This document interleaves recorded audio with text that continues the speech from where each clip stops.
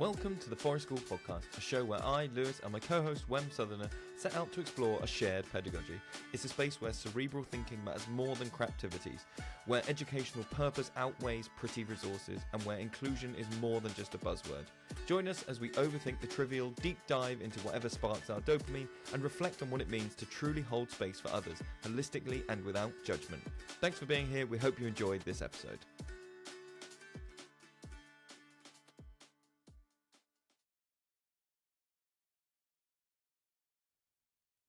Hello listeners and people of the YouTubes and other viewing platforms.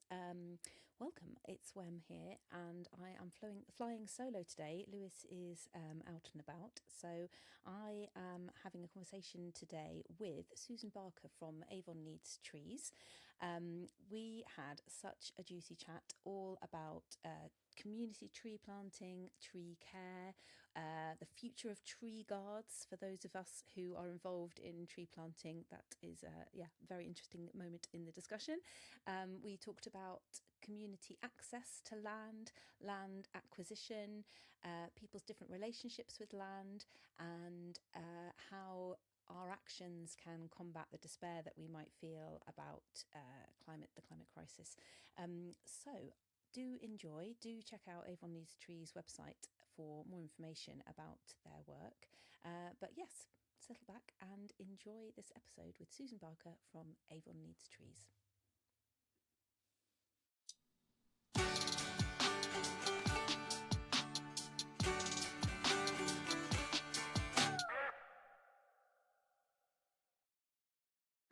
Hello everyone, so I'm here today with Susan Barker from an organisation called Avon Needs Trees. Susan, you and I met each other at an award ceremony back in, I think it was in the autumn, wasn't it? Where Avon Needs Trees won an award from the Royal Forestry Society. And so that's where we met. And as soon as I heard about your organisation and saw your sort of introductory film and heard about the work you were doing, I thought, yes, I really would love to speak with you guys because of the really inspiring work that you're doing. And I think a lot of our listeners will be really interested to hear about the projects if they haven't heard of your work already. So thanks for joining me. And first of all, could you just tell us a little bit about yourself personally and your career path and what sort of led you up to the work with Avon Needs Trees? Yeah, I certainly can. Thanks for that lovely introduction. Thanks for having me on the podcast. I think like a lot of people, I came to this as a kind of second career. So I was doing something previously. I actually had a career in academia, and I was finding that I was experiencing stress on a lot of levels for a lot of different reasons. And I noticed that I was coping with that stress by spending a lot of time outside, and particularly by being with plants and gardening. And so I wrapped up what I was doing with academia and I retrained in horticulture so that I could just actively choose to be outside and work with plants. Wow, that's a really big change. Yeah. Well, it was. Yeah, no, it was. It was leap of faith. Amazing. It's great. Quite major. Yeah. Mind if I ask what kind of academia you were involved in? Was it something with a crossover there to horticulture? Or is it completely separate? No. Yeah. This is nothing at all. Wow.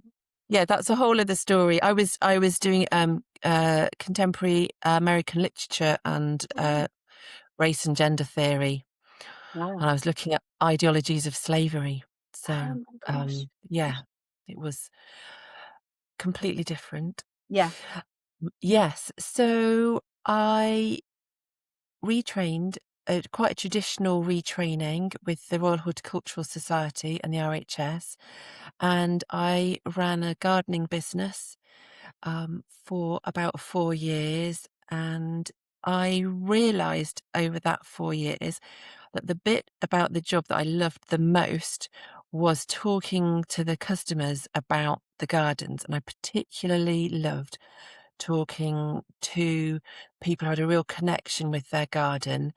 And I found we had a lot of older customers, and they had gardens that they'd been very involved with or connected to.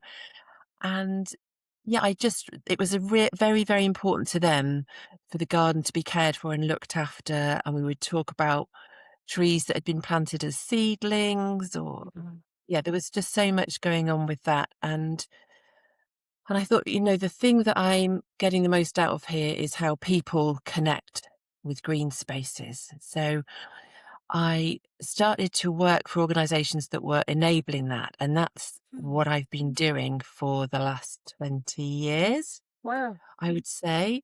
Mhm. And I've worked for a whole range of different organisations, from the RHS to the wildlife trusts to city farms. So Windmill Hill City Farm here in Bristol, the Grow Wilder project with Avon Wildlife Trust, focusing on food production, food growing, because that's such a point of contact for a lot of people, I think.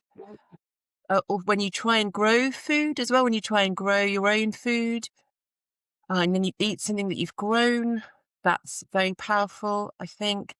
And it also takes you on a journey around what is nature and what's a pest and what's Mm, wildlife. Um, yeah, yeah. I'm so fascinated by that. Oh, I'm trying to remember the book I've read about.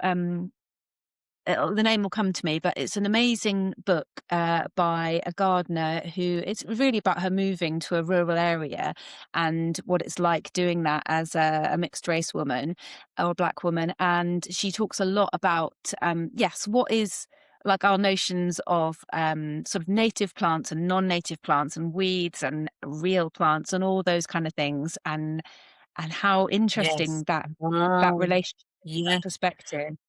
Yeah. Yeah, Yeah. I'm fascinated. When is Unearthed, it a it's called. weed and when is it a wildflower? Yeah, Yeah. yeah, Yeah. and What are you enabling to grow? what that says about our relationship with plants and the planet, I think it's fascinating. Yeah, Wow, so you've it's had a key. It's fundamental.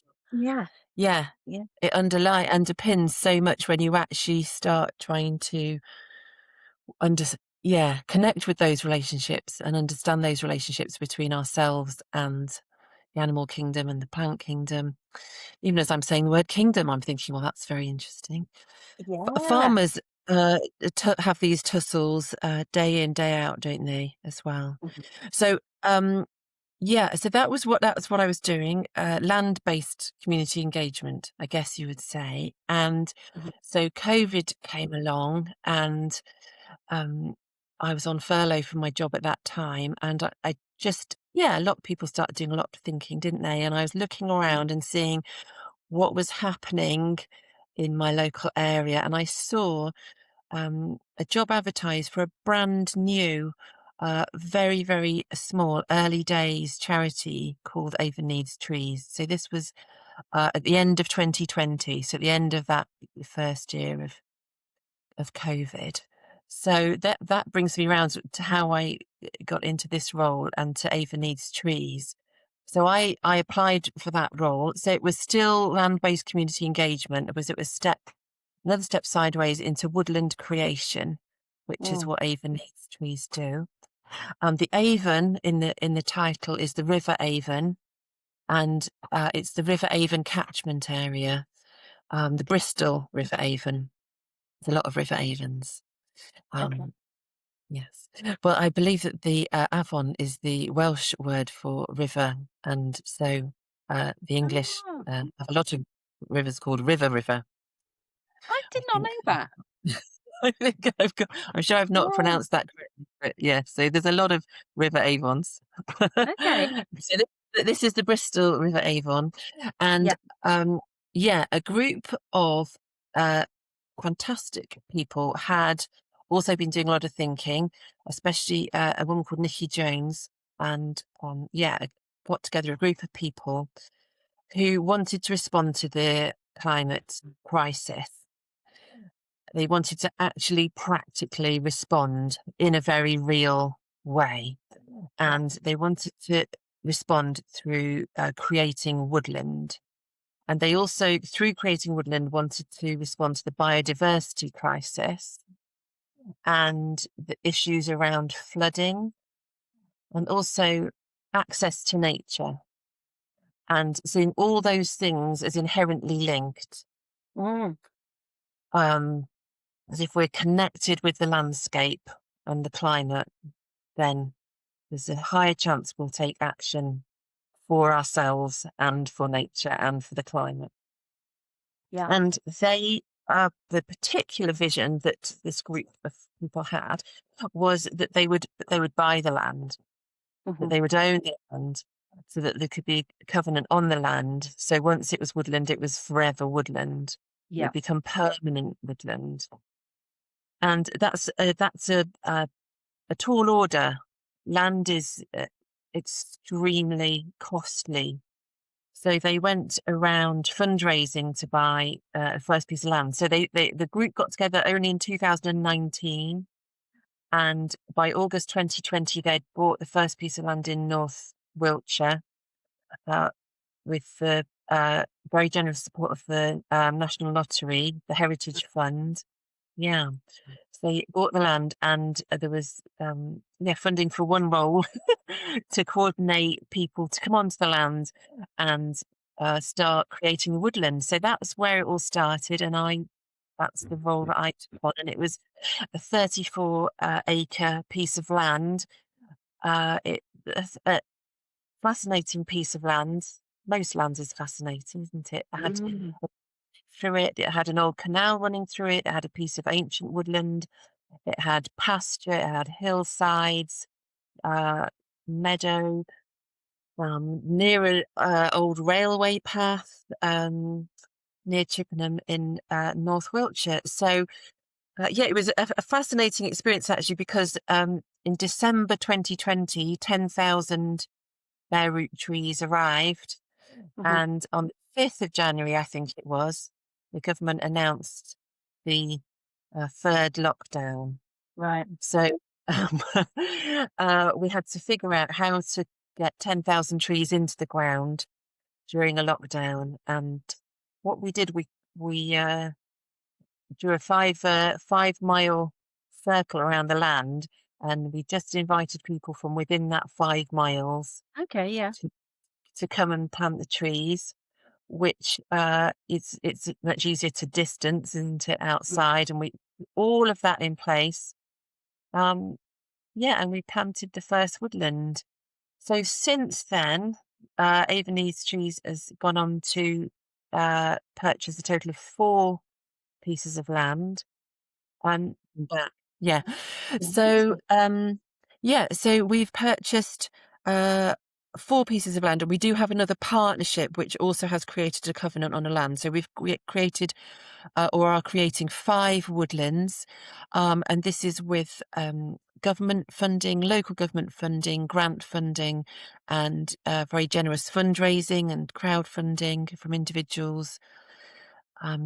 So yeah, we have our most recent uh, 2 woodlands are one we're calling Great Avon Wood, which is a 100-acre site south of Bristol, and Lower Chew Forest, which is a 400-acre site on a Wow. farm where we were able to buy the entire farm. So we actually have the farm buildings as well, which we're very excited about.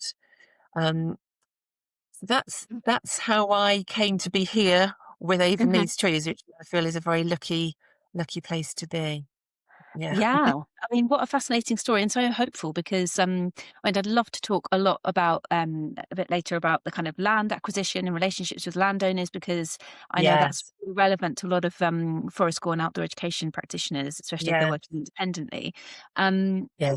But the fundraising, it must have Mm. been absolutely incredible, and I've worked for charities before where, obviously, in order to do the fundraising, you need somebody who's really on it and to Yes, be employed full time doing that, and in order to do that, you need the funding to pay them, or they need you to do. just extraordinarily generous with their time and just be very knowledgeable. So, I mean, that's such an achievement, because, as you say, it's so expensive to acquire land. And I wondered if you'd had any kind of issues with acquiring the land in terms of what the land was going to be used for? Have the landowners that you've been contacting been particularly interested in sort of land restoration and woodland planting, or have they not really minded what you were going to use the land for? Has there been any pushback from any surrounding landowners about kind of rewilding and that kind of thing? So that's lots of questions with lots of answers. And so um, we yes to all of those things have happened. Okay. The land that we buy is generally land that comes on the open market, Okay. and then there's a whole process that we go through around assessing the land that it's suitable for us to meet our needs around what we're wanting to do, that it's suitable for a change of use to become woodland if it's been in food production, to look at the land being able to go through the environmental impact assessment around change of use, looking at the land in terms of how people will be able to access it. And we do, there's land is so valuable and so important. There are always strong opinions on all sides about how the land could be used and should be used. And we really try and listen and be open and have those conversations, because it's by having those conversations that we can move forward and progress some of the issues, while also taking a leadership role as an organisation around our sense of what the future might hold in terms of the climate crisis, in terms of the biodiversity crisis, and in terms of that bigger picture. So when we buy a specific piece of land, we will look at the land design. And when we say woodland or forest, we're not in any way talking about a blanket coverage of trees. Okay. We're looking at all the benefits that come from that mosaic of habitats that comes from tree planting, wood pasture, hedgerow, natural regeneration, the rides and the glades, so the open spaces within the woodland, Mhm. the wildflower meadows, looking at the streams and rivers that come through the site, the interactions between all of them, they're all important for each other, they're all beneficial to each other. And also looking at the range of options for physical access for people to the landscape. So the land design will factor all of that in. Also looking at the public rights of way and Mm. how we can make sure those, obviously there's a legal requirement for those to remain and be in good use, but we actively want that to happen, and we actually create additional trails and permissive paths. We look at where the public transport is, and what the options are for active travel. So all of those things go into the land design, and we will consult on all of those things with all of our neighbours and all of our stakeholders, so actively consulting, Mm. going into the local village hall and presenting our ideas and hearing the knowledge that people have of the land from having farmed it or lived on it or travelled over it or been to school next to it for all those years, and then stakeholders who are able to come in and Mm. advise and inform around what different groups might need in terms of addressing barriers to accessing the land. So there'll be a whole consultation process will go into the land design, and that will evolve as we start to plant the trees and create the woodlands. So for the first time this year, we're actually working with a team of contractors to plant the trees because of the scale that we're planting at. But Mhm. all our other trees have been planted directly with volunteers, community groups, business supporters, and we're very fussy about our business supporters. Okay. Um, Yeah. yes, Yeah. we have a whole process where we find out whether we feel that that is going to be a relationship that respects all of our values. Yeah. So at Great Avon Wood, which is the one we were talking about when we were very thrilled to win that award from the Royal Forestry Society. Great Avon Wood is 100 acres, and over the last 3 years, we've planted 30,000 trees over the last 3 winters, and that all of that was with volunteers, school Mhm. groups, community groups. youth groups from South Bristol. So it's all done through volunteering. So that brings more conversations around what we're doing, why we're doing it, the best ways of doing it. And we have our volunteer leaders. We have volunteers who get the training to support the tree planting, work with the groups to help do the tree planting. And a lot of our volunteer leaders have been our immediate neighbours to the Okay. land. Yeah. And So that's they been feel so connected. valuable. Mm. Yes. Yeah. So, and then we'll have other neighbours who are maybe have had negative experiences of people coming in and accessing the land in ways that don't always respect it. Mhm. There's all kinds of concerns about um, people bringing vehicles onto the land, people bringing rubbish and waste onto the land, people behaviours that a risk to the wildlife or a risk to the farm animals or the crops. So there's a lot of Mm. work. Those are very, very, very valid, real concerns, and so we're constantly having conversations with everyone who's involved, with everyone who comes to us, and there's questions around the best way to plant a woodland or the best way to manage is back to our whole question around is it wildlife or is it a pest? Yeah. Yeah, and give me a mammal and one day it's a wildlife, one day it's a pest, a rabbit, a badger, a mouse, deer, Yeah. squirrels. Yeah. It's it's all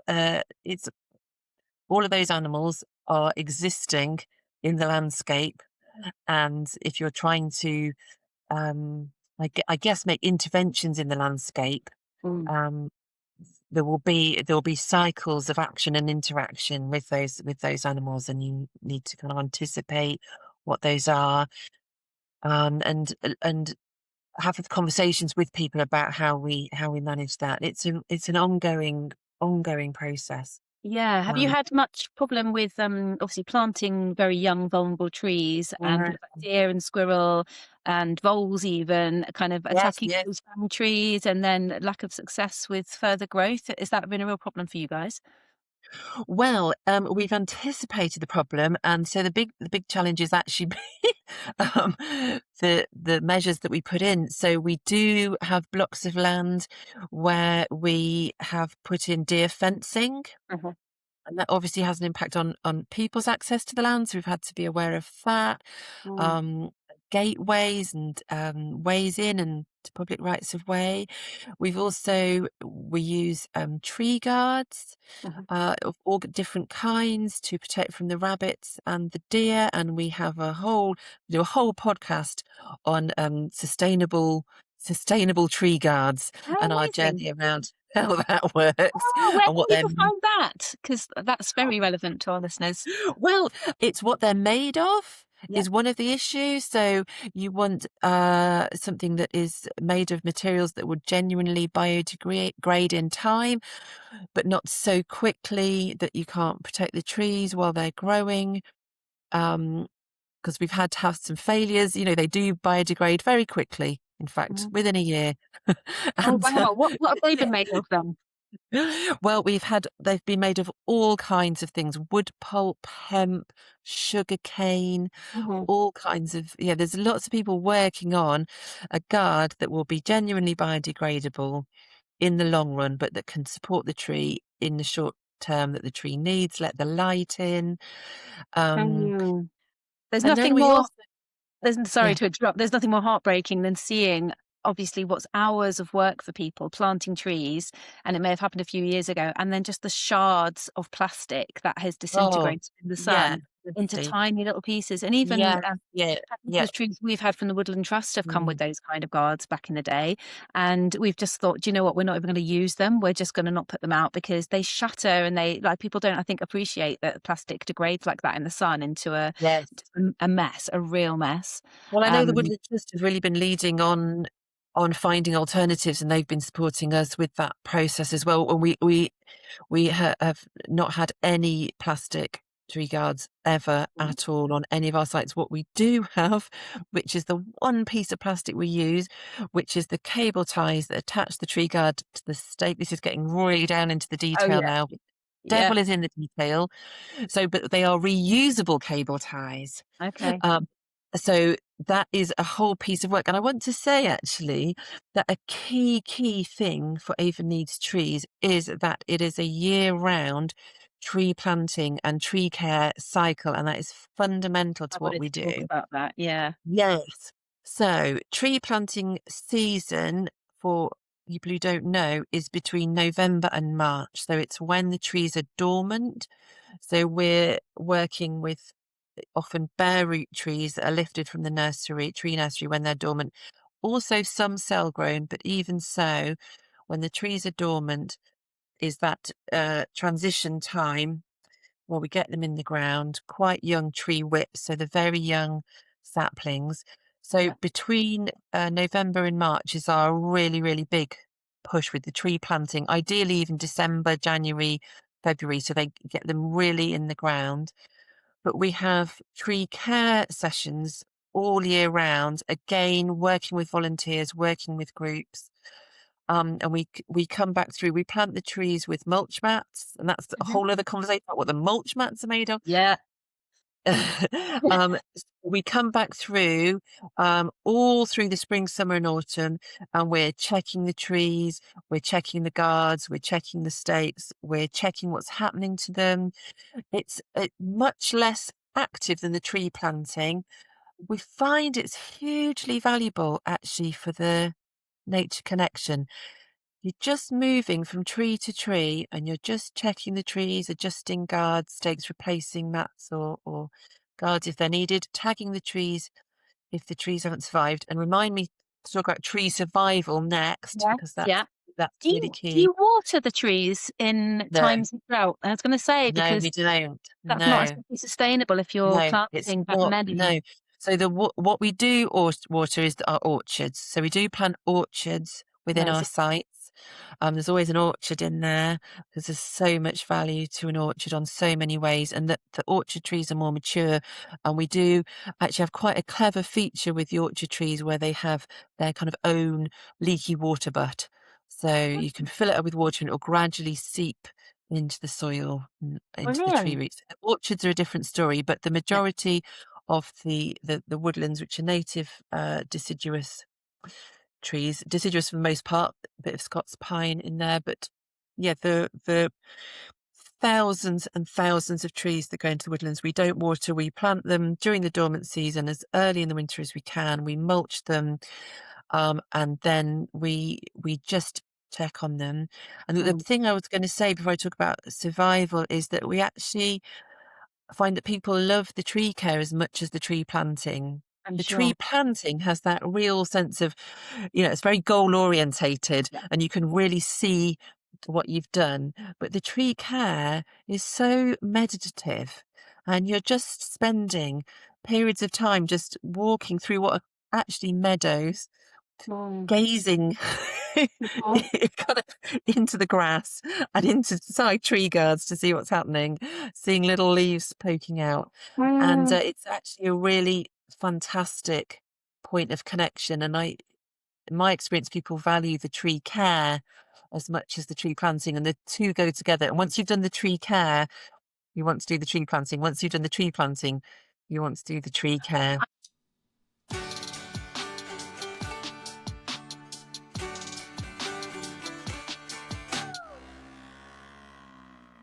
I was going to ask if it's hard to recruit volunteers to do the tree care, because I've just been Yeah, involved in a few precisely. tree planting Yeah, experiences, mm, and it seems to mm. me that, yeah, because I guess of that, like, ta-da, we did it element, or Yeah, the reward of planting the trees, that organisations like schools or people who have busy lives are up for the planting bit, but are less keen and a yeah, bit flaky yeah. around the tree care. And that actually it's sometimes with these projects where a landowner has allowed a group to come and do Yes. this, that it then falls to the landowner to do that checking and find Yes, yards yes, have blown off yes. down the hill and they've got to Yeah, collect them or whatever.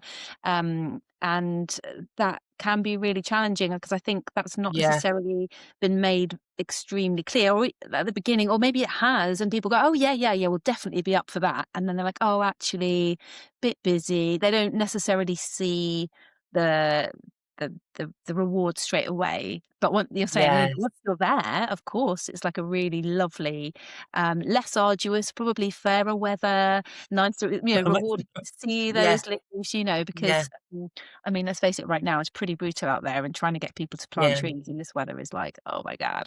Um, but yeah, so do you find you have enough people Well, I coming think back that was part of as the teams? vision of that kind of fantastic group of trustees. Hi, Gavin, Pete, John, Andy, who set up Avon Needs Trees. Is that it's a very lucky position, but it's been actively made lucky. We've created our luck Yeah. around owning the land, seeing it as a permanent woodland. It's our woodland, and by our woodland, it's Avon Needs Trees woodland, it's the volunteers woodland, it's the stakeholders woodland, it's the primary school children's woodland, it's Yeah. our woodland. And people have that sense. We say right from the beginning, we're here year round. So the briefing that you'll get when you turn up in horizontal sleet in January is that we're going to be here year round, and that when you turn up in the summer, we're here year round. Join us and keep coming back, and people do. So we don't have challenges with that. Um, commitment. Often when we plant trees with people, we encourage them to take a what the three words for the trees that they've planted. Are you familiar Oh, with? that's a great Yes. idea. Yes. So your what three words for your tree. And we create public access. There's ways onto the land. You can come onto the land year round. We let people know where the public rights of way are, and you can come. We know that you can come back in the summer and visit, the trees that you've been involved in planting. So it's never been an issue to have that year round involvement and that year round understanding of what a woodland is and can be. And again, because the woodland is not just the trees, it's the interaction with the trees. It's the transition as a piece of land goes from being a pasture, grazed pasture, to a woodland, next to grazed pasture that's becoming meadow. So it's all interconnected. Um, and that's just part of the story that we're telling. And I Yeah. just wanted to come back to survival. Yeah. So we do have really good survival rates for our trees. So we factor in, or Alistair Wynne, our fantastic head of woodlands, who does all our woodland designs, factors in an 80% survival rate. So Pretty good. nature is wild in the tooth and claw, isn't it? It's not all going to survive. That's just a given. There'll be storms, there'll be predation, there'll Yeah. just be trees that don't pan out. So there's an 80% survival rate factored in. And we've actually, our average is about 93% survival when Wow. we've been looking at That's back at the incredible. trees that survived. Yeah. But at the moment at Great Avon Wood, we've completed the woodland planting. But what I'm doing now with the community groups is coming back in, and we're areas where maybe there's been less survival than we would like. We're going back in and we're replanting, so we're topping up, and we can add in different species, and we can look at what's working. Yeah. It's a real, we're in it, we're in it for the long term, because that's how it works. Yeah. That's what it's about. And I Yeah. think, and I say, when the kids come along and you say, so when you come back with, your kids or your nephew and niece, or, your, you know, cousins, grandchildren, or whoever it is that you're bringing back, you can bring them back, and this tree that will look like a woodland. Because we invite people along to Great Avon Wood or Lower Chew Forest, and they turn up and there's a field So it's that kind of future visioning as well is really, really important. And then I think once you have that, you get a bit hooked into it, don't you? I know I am, to see it Yeah. become a woodland. I know you wanted to talk about Echo Wood later, and I really, really want to talk about that because that really, really touches on that future generations. Yeah. Amazing. Yeah. So just before we talk about that, so in Yeah. terms of kind of community I'm connection not to sure the if I'm land. sticking to the question at all Oh here, no, Wem. me neither. And that is the plan. That is part of it's part of this podcast. I think we've done remarkably well. Like there's been few rabbit holes actually. And rabbit holes are Yeah. all very welcome too. But yeah, in terms of like, so you've talked about that public access to the land come back where Yes. the Yeah. people involved don't have to wait for an event that's coordinated by you guys in order to revisit Yes. that land. They can come anytime. And I think that is Yes. amazing, Yeah. and very different to any projects that I've heard about before. Obviously, there are kind of like community orchards that are planted and community spaces Yeah. that may be a bit smaller, closer to towns and things, but to have that huge scale of land and then to create new public access is really special. Are there any, apart from kind of tree planting and tree care events, are Mm. there any other events? Yeah, you can talk obviously about the project with Luke Jerram that's coming up, the artist. Yeah. But Yes. have you run any other events where it is kind Absolutely. of about promoting community access, but perhaps as a side event to the tree planting, the tree care? Yes. Yes. Mm. Yeah, absolutely. And that's a big part of what we do as well. We have our fantastic outreach coordinator, Vicky, who actively goes out to establish connections with all kinds of stakeholders. And we're really trying to find people who might not feel maybe that they would uh, be welcome or be invited or have that kind of right to go onto the land. So we're really trying to connect with all kinds of groups. So, and then I am the events and heritage coordinator. So we run events year round and we run a whole range of events. So we connect up with Bristol Walk Fest and we do walks. So we've done bird walks, we've done tree identification walks.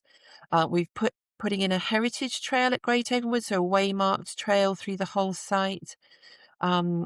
And then we do family activities, so nature trails, storytelling, walks. So we work with a fantastic storyteller, Lisa Schneidau, who's based Oh on yeah, Dartmoor. yeah. Yeah. Lovely. So she's come and done storytelling walks, myths of the land. We've done, in fact, Lisa's done a couple of really fantastic story creation workshops. We've done one with the local primary school, which is about a mile away from the site, and we've done one with a youth group in South Bristol, where they come and spend a day on the site and gather story treasure.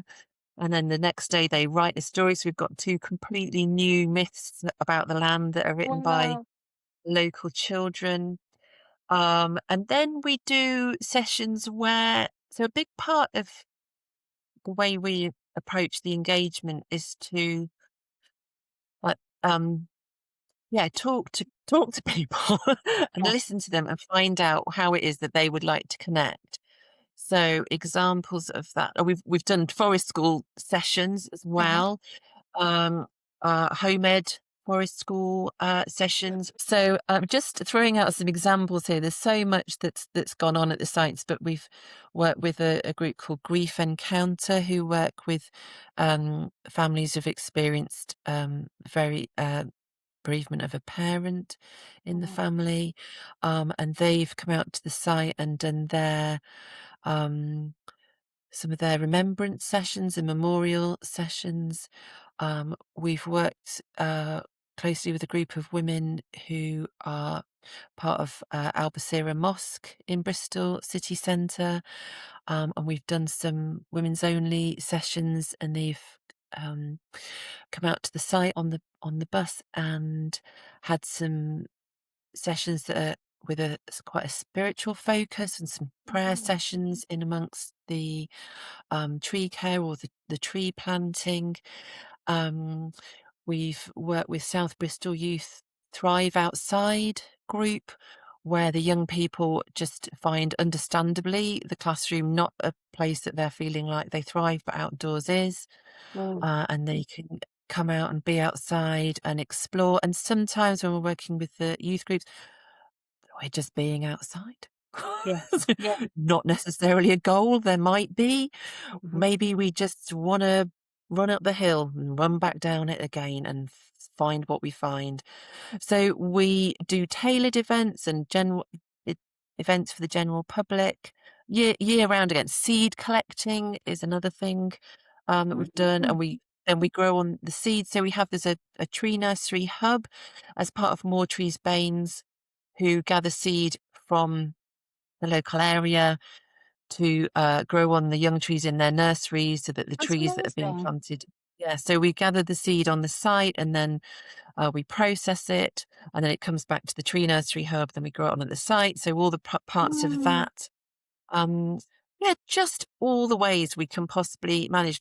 Where people, we say, which, what door is going to work for you to walk through? Yeah. What's going to open the door? What is it that you need or want? What is it you don't need? What is it you don't want? Yeah. So, and we're a very young organisation. We're a very new organisation, and these conversations are very fresh. But we want to have them. That's what it's about. Oh yeah, the working with Bristol Avon Rivers Trust on monitoring all the waterways and the streams, and looking at that side of the landscape. So many ways, events linked to nocturnal walks for looking at bats and the nocturnal bird life. Yeah. Wow. So yeah, as you say, so many routes in, depending on somebody's Yeah. interest or Yeah. experience, things to Yes. interest Hopefully. everybody. Yeah.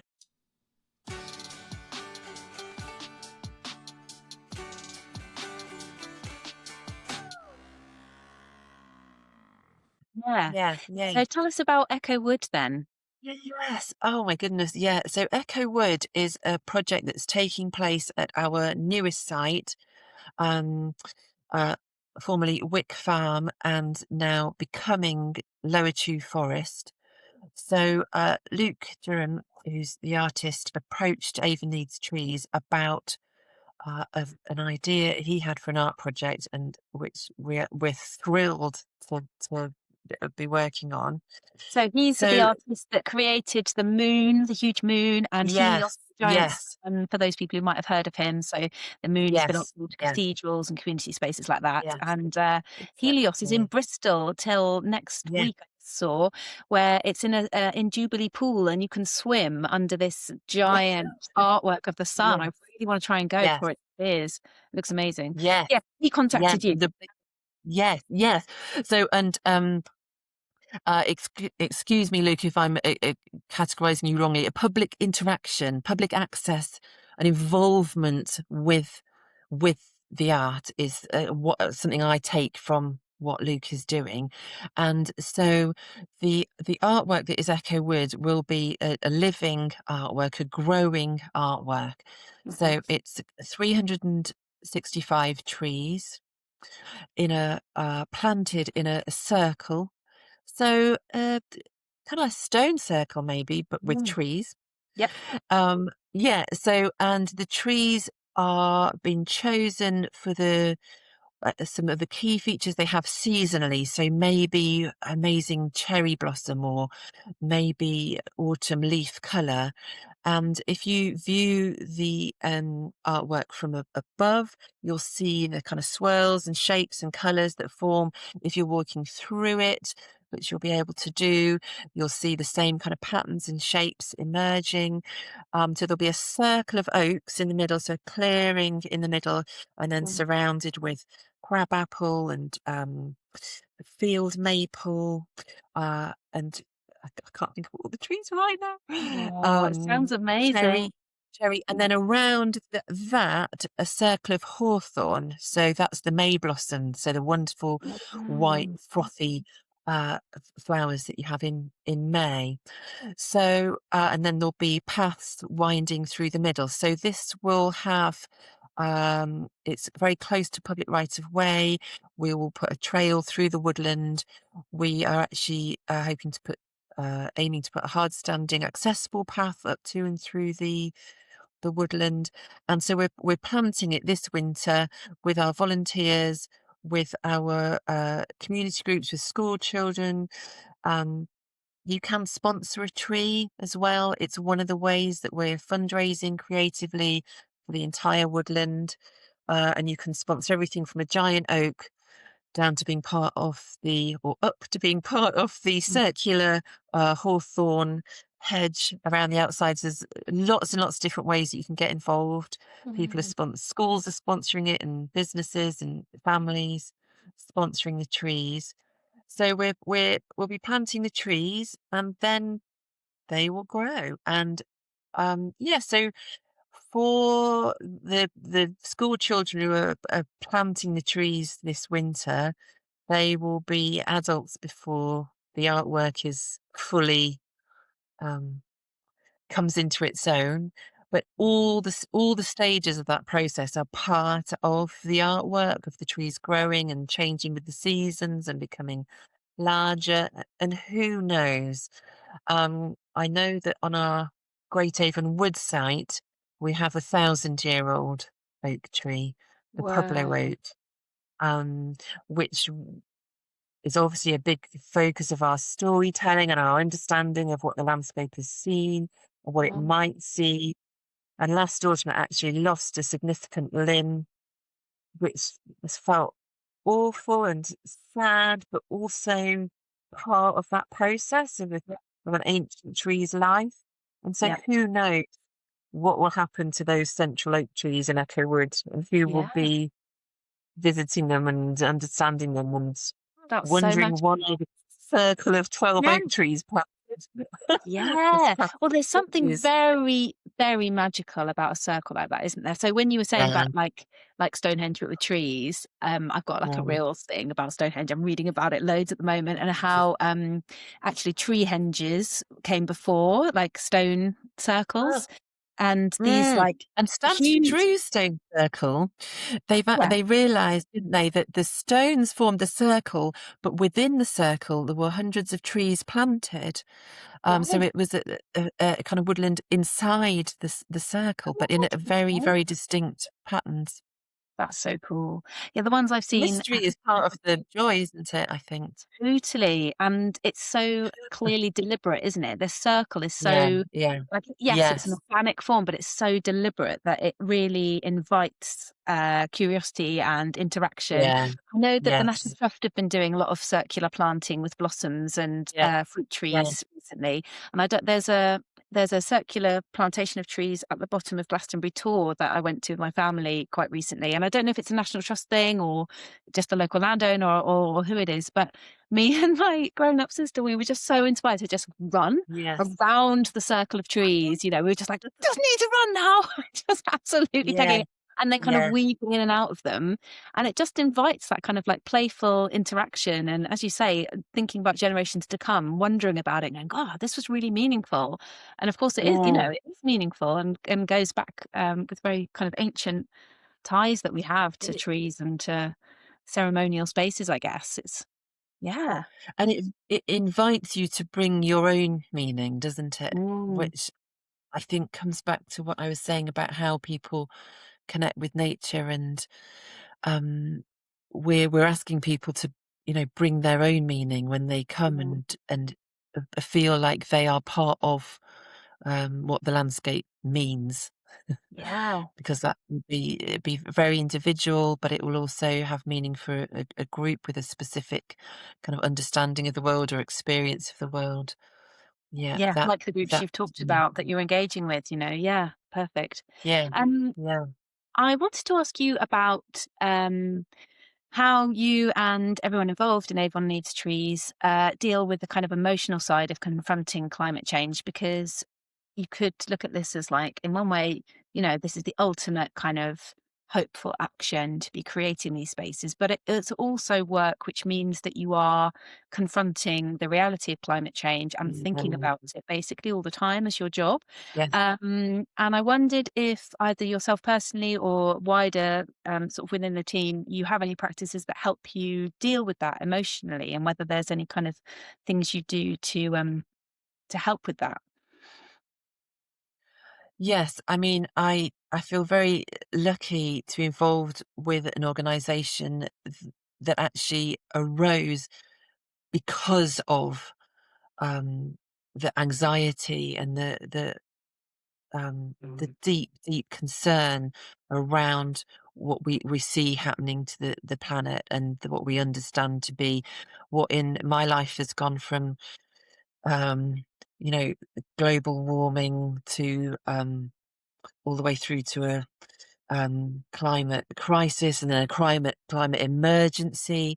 You know, this organisation exists because people wanted to respond, and they wanted to do something, to Yeah. take some action. And I think it's that uh the taking the action, to feel like you have some kind of autonomy and some kind of ability to respond when you might feel very disempowered by what you see happening.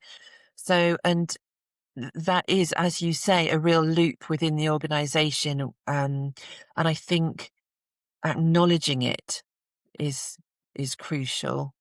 And so that is a constant loop that's happening. So Avon Needs Trees has grown from a group of trustees and some volunteers and very small number of employees, up to, I think we now have around 25 employees. So it's still a small organisation, but it's really grown.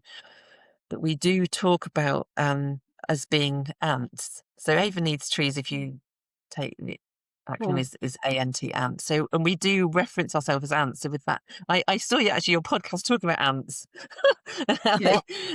how they function. So yeah, that we're all bringing something. We're all and we have the kind of hive mind metaphor as well. And I feel like we're constantly bringing each other within the organisation news of disaster, Mm. and that reality check. And but then we're also constantly bringing each other stories that we find that are hopeful or positive or productive or future proofed. And I find that a lot of the hopeful, positive stories are the grassroots stories, are the individuals or the small groups just getting up and doing something. And it always comes back to that, I think, with Avon Needs Trees. And when we have participants in events or volunteers coming along, or every single time people will bring those fears that they have, and Yeah. those deep concerns they have, and the sadness, actually, I'd say, or grief Yeah. for things that are being lost. But they also bring that sense of hope through doing something. It's just a very genuine, real thing that happens. People, so it's quite a simple answer. It's that by planting the trees and caring for the trees, or scything the meadow, or monitoring the pollinators, or collecting the seed, just feeling that you can be a part of a positive change is such an antidote. It's just really powerful. And I think we feel that within the organization, and that's what we're trying to enable other people to feel. I, I, I see, yeah, I just see that every time we do anything, people say, I feel better. I feel it's just given me something to hold on to, that we've planted these trees, or we've, collected those berries, or whatever it is. Yeah. Yeah. And having Does that those. answer? Yeah, no, absolutely it does. And I think, it's interesting you said that within the organization, you are constantly kind of telling each other about disaster, but also about hope. And I was talking with some friends this morning about safe places to be able to talk about the dark stuff, because um, I don't know, personally, I've just been really concerned about the government report about ecosystem collapse globally that's come out to no fanfare, to zero press coverage, and it just being sneaked in there. And being terrifying reading and actually really out of date as well, apparently. It's even worse than the report. And I want to talk about this with other people to kind of, because and my first instincts were, oh, right, okay, I feel like I need to mobilize now in reaction to this. I need to talk in community. But then thinking, oh, yeah, how are people going to take it? Because I find it really moving. And if somebody hasn't heard about it, I bring it up and just dollop a huge scoop of doom on their plate. And I don't know how their day is going. I don't know what's going on in their lives. I don't know if that dollop of doom is going to tip them over the edge into something really awful. And so there's an element of guilt that I feel about even bringing up these subjects when somebody might not be in a place to hear it or might not want to share about it. So knowing that you're all part of an organisation or a group, a network where those conversations are allowed and we can talk about it and we can also talk about hopeful things in balance, I think is actually also really helpful as well. That you'll support each other through that and you're all confronting it, I think can be really healthy, and to find that place. I don't know if that's something that you feel. Yeah, it's I'm not sure how much our global awareness helps us in any way. It can, can't it, if you can connect with, positive actions that people are taking, or hopeful stories of, resilience.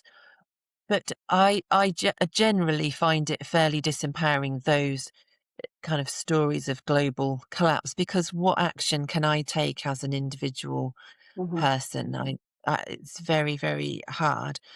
But so for me personally, I find, um, in order to get up in the morning and live through the Yeah. day and feel like I can, you know, cope with that, it's about doing what I can do within my sphere of influence, within my family and my friendship and my community and my work relationships.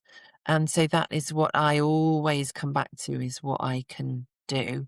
And I think Avon Needs Trees speaks to that, because it was a small group of people. I did mention Kathy, like, I forgot, and I'm sure someone else. Just a small group of people just said, what can we do? Yeah.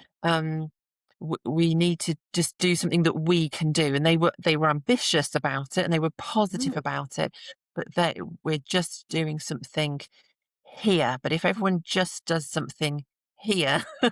wherever their here is, um, you can get up, can't you? You've got the motivation and the hope. I can't decide about global collapse or Mm. not, but I can decide what I do with my day. And there's a quote that I really love from Wangari Maathai, who had a similar response in Kenya, and we've put a quote from her on a bench that we have at Great Avon Wood, and she said it's the little things that citizens do, that matter and that make the difference. And the little thing that I do is plant trees. Mm. And her movement, the Green Belt movement, planted, I think, 30 million trees, Mm. um, across various countries of Africa. Also looking at, working with women in communities to provide meaningful employment and income and connection. I think that just sums it up. It's the little things that you do, and I love that about what she said. Um, because obviously it was a huge thing that she did, and Yes. it's Ends up being happening now. huge. Yeah. It's And yeah. trickled down through the years, but she didn't say, "I'm going to do a huge thing." She did Mm. what she could do, and then she enabled other people to think that they could do what Yeah. they could do, and they're And still yeah, doing. and that's really relevant to forest school as well. That I think a lot of people listening to this who will Yeah. be forest school practitioners are motivated by that kind of feeling. It's like, what can I do? Well, at least I can involve myself on a daily basis or a weekly basis with children in nature, creating those connections, planting trees, looking after woodland, playing in woodland, and that Yeah. is the thing that we can do with the next generation. Um, and yeah, and we kind of, yes, muddle along and take hope from that. Um, Oh, thank you so much, Susan. It's been a joy to Yeah. speak with you, and so inspiring to hear about the work that you're doing with Avon Needs Trees. If people would like to find out more about Avon Needs Trees or to get involved, where should they look? Yes, on our website, avonneedstrees.org.uk, and everything is on there. And then you can find out about our woodlands, you can find out about our fundraising, you can find out about our volunteering days. Come and volunteer with us. We're planting trees right now. And you can sign up for our newsletter, and you can join our social media, if that's what you do. So yeah, the website is the place to start, and you can find out about Echo Wood on the website as well, how to get involved with that. So yeah, please do, please do come and find out more about what we're doing. We'd love to see you all. Yeah, fantastic. Thank you Thanks so so much. much for inviting me to be part of this. Oh, It's been a real pleasure, and it's a fabulous podcast. I didn't know about it before last September, but I've been checking it out, and I love all the conversations that I've listened to. Really thought-provoking, real conversation. Thank you. thank you. That's great. Thank you. Yeah, stay in touch.